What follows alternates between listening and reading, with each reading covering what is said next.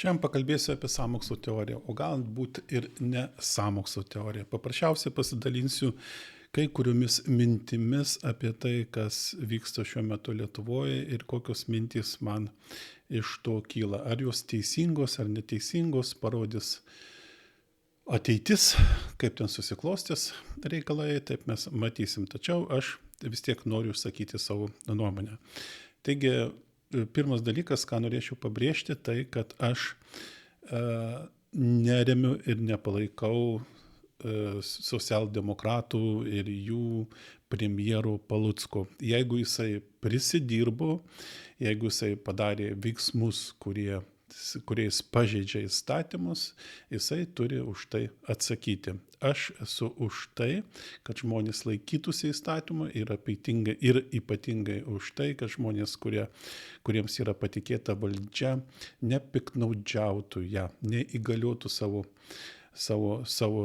valdžios, savo turimų pareigų ir nebandytų kažkokius tai būdais sukčiauti ir apvaginėti žmonės. Tai čia yra pirmas ir esminis dalykas.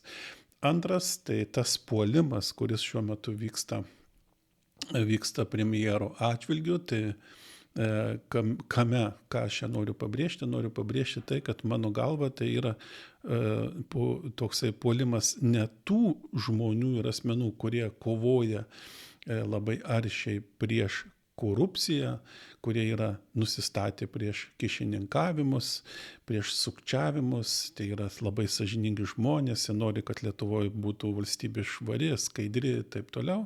O aš manau, kad vis dėlto tai vyksta konkurencinė kova. Viena įtakos grupė kovoja su kita įtakos grupė dėl įtakos kažkam, ar tai kažkokiam tai milijardiniam projektui, kuriam nesudarytos tinkamos sąlygos ir turi būti sudarytos, arba tas projektas turi būti patvirtintas, arba kažkas kažką nori perimti, kažkokius tai finansinius srautus, o tie kiti nenori jų paleisti, perleisti jiems. Tai yra mano tokia nuomonė, kad tai vyksta konkurencinė kova tarp įtakos grupių. Kodėl aš taip galvoju? Tai pirmas dalykas, kas mane verčia taip galvoti, tai kad iš kur atsirado ta informacija, kas yra pagrindinis viešasis puolėjas. Viešasis puolėjas yra Tapinas. Kaip jūs žinote, Tapinas jau ne vieną kartą rengė įvairius renginius, įvairius puolimus prieš vienus ar kitus žmonės, kurie neįtiko tam tikrai politiniai partijai, šiuo atveju konservatorių, arba neįtiko tam tikrai įtakos grupiai. Kaip žinote, šis žmogus išaugo, susidarė ypatingai geros sąlygos jo verslui tuo metu, kada valstybėje vadovavo Dalia Grybauskaitė. Nuo to laiko jis įgijo įtaką, įgijo puikias galimybės ir prasidėjo visi šitie veiksmai. Taigi jis yra susijęs su kažkokiom tai grupėm, įtakingom grupėm, kurios būtent suklestėjo Dalios Grybauskaitės valdymo laikais ir įsitvirtino valstybė ir nuo to laikų joje yra. Tai galbūt galimai jisai būtent ir ją atstovauja. Antras dalykas, antras požymis rodo tai, kad jis turi informaciją, kurie taip paprastas žurnalistas, eilinis žmogus, neeilinis žmogus jos gauti negali. Ta informacija gali gauti arba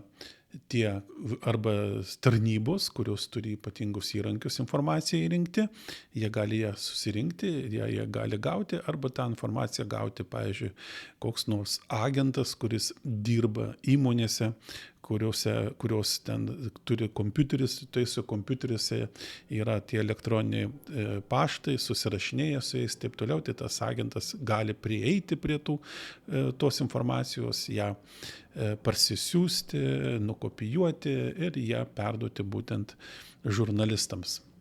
Tai jos informacijos gavimos kelias yra ypatingai sudėtingas, tam reikia turėti ypatingų teisių ir ypatingas priemonės.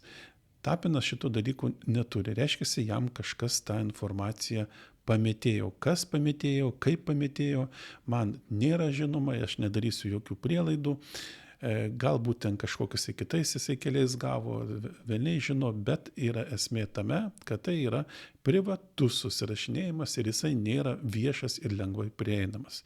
Ir trečias dalykas tai, kad į šitą situaciją labai greitai sureagavo institucijos. STT iš karto pradėjo tyrimą, kiti žurnalistai pradėjo apie tai rašyti. Aišku, įdomu dėl to, kad tai nusižengė premjeras ir taip toliau. Bet tam tikras ratas žmonių, kuris ir anksčiau veikė kartu, jie būtent rašo apie tai, kaip čia viskas yra blogai ir taip toliau ir panašiai. Vienu žodžiu, kas čia man yra svarbu, tai kad sureagavo tarnybos. STT iš karto ėmėsi aiškintis ir ėmėsi tirti. Taip, kad priversti, pavyzdžiui, STT ginti viešą interesą, prokuratūrą, tai kartais reikia pereiti kalnus nuversti tam, kad jie kažką tai pajudintų, tam, kad jie pasidomėtų. O šiuo kartu jie imasi šito reikalo iš karto. Ir tai yra trečias požymis. Na ir ketvirtas, mes žinom iš istorijos, kad ne vienas ir ne du buvo jau iš kelio patraukti būtent konkurencinėje kovoje. Pasiminė tokį prezidentą Paksą, kada jisai laimėjo rinkimus, tapo prezidentus, atsivedė savo komandą ir jisai buvo nuversas. Bet jisai iš esmės buvo nuversas ne dėl to, kad jis ten susijęs su Borisovu Boru, kad Borisovas jam įtaką darė ir taip toliau, bet pagrinde irgi mano galva jisai buvo nuversas dėl to, kad jo komanda pradėjo stipriai kištis į energetikos sektorių, į transporto sektorių. Jie bandė perimti finansinių srautų kontrolę. Tai reiškia, pažeidinėjo kitos įtakos grupės interesus. Ir dėl to Paksas buvo nugriautas ir nuverstas tam, kad išsaugoti būtent tų įtakos grupių interesus ir išsaugoti jų galimybės toliau pelnytis, toliau valdyti ir kontroliuoti tuos finansinius srautus. Taip pat žinote, kad iš kelio buvo patraukti tokie asmenys kaip Malinauskas, kuris buvo stiprus socialdemokratas, tačiau nekontroliuojamas tos grupuotės ir galėjo padaryti didelę įtaką ir perimti. Buvo patrauktas irgi iš kelio Masiulis, kuris dirbo su MG Baltiku ir buvo didelė baimė, nors didelė galimybė tai, kad Masiulis būtų tapęs premjero, jo partija būtų laimėjus rinkimus, tačiau jeigu tai būtų atsitikę, tada, pavyzdžiui, ta koncernas jų kitos grupės manymu būtų įgyjęs labai didelę įtaką valstybėje, būtų jiems reikėję eiti su jais kalbėtis ir galbūt jie būtų kėsinasi būtent į tos kitos įtakos grupės interesus, būtų bandę perimti finansinių srautų kontrolę. Dėl to buvo nuimtas. Aišku, jums čia kyla daug klausimų, dėl to, kad Masiulis, tai kyšininkas, taip toliau. Be abejo, tai kyšininkas, jisai dėl to yra nuteistas, bet patikėkit manim, daug metų aš pradirbau Valstybės saugumo departamente ir dažniausiai mačiau tai, kad tie, kurie valdo partijas, tie, kurie prieina prie svarbių sprendimų, tai jie yra labai glaudžiai susiję su verslu. Aš netgi pasakyčiau taip, kad politinės partijos ir politika pati yra kaip atskiras verslas. Tai yra biudžeto pinigų skirstimas ir aišku, kaip tu tuos pinigus skirstai, kam tu skirstai, dalį tų pinigų įsidedi savo į kišenę. Dėl to ir vyksta labai stipri ir arši kova. Ne dėl jūsų, ne dėl visuomenės intereso, o tai vyksta būtent dėl kitų dalykų. Taigi jau mūsų istorijoje buvo tokių atvejų, kurie žmonės nepalankus arba nekontroliuojami arba netinkami buvo patraukiami iš anksto iš kelio, užkertant jiems galimybę užimti svarbius postus valstybėje. Taigi ir dabar, man atrodo, vyksta, aš galiu klysti, o galiu neklysti, vyksta būtent tokia ataka, vyksta konkurencinė kova, vyksta kažkokia tai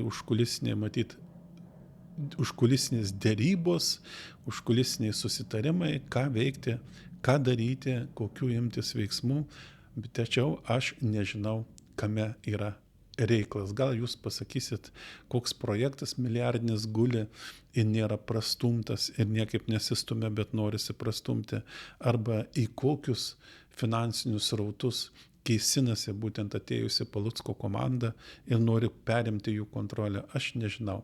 Galbūt nėra to, o gal, bet aš manau, kaip ten bebūtų, kad būtent čia yra ne kova už korupciją, o yra būtent kova dėl įtakos. Taigi iki kito karto.